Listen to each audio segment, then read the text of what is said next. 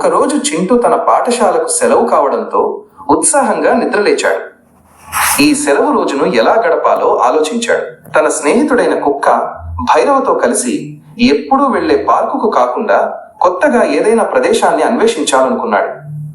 భైరవ కూడా తోక ఊపుతూ చింటూతో వెళ్లడానికి సిద్ధంగా ఉన్నాడు. ఇద్దరూ ఇంటి నుండి బయలుదేరి ఊరి చివర ఉన్న దట్టమైన అటవీ ప్రాంతం వైపు నడక సాగించారు.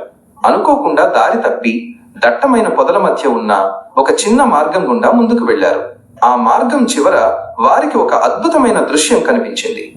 వారు కాలు మోపిన ఆ ప్రదేశం ఒక మాయా అడవిలా ఉంది. సూర్యరశ్మి దట్టమైన చెట్ల మధ్య నుండి బంగారు కిరణాల్లా ప్రసరిస్తోంది.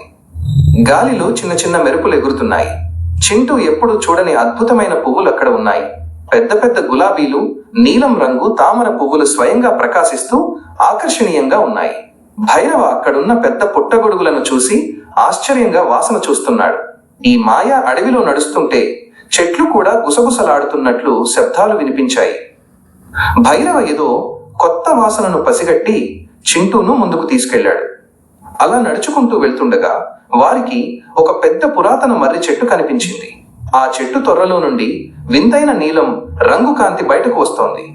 భైరవ ధైర్యంగా ముందుకు వెళ్లి తొంగి చూశాడు. అక్కడ ఒక చిన్న అటవీ దేవత ఉంది.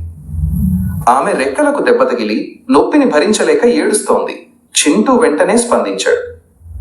తన బ్యాగులో ఉన్న వాటర్ బాటిల్తో ఆ దేవతకు తాగడానికి నీళ్ళిచ్చాడు. తన కర్చీఫ్తో జాగ్రత్తగా ఆమె గాయానికి కట్టుకట్టాడు. ఆ దేవత తన నొప్పి తగ్గి సంతోషించింది.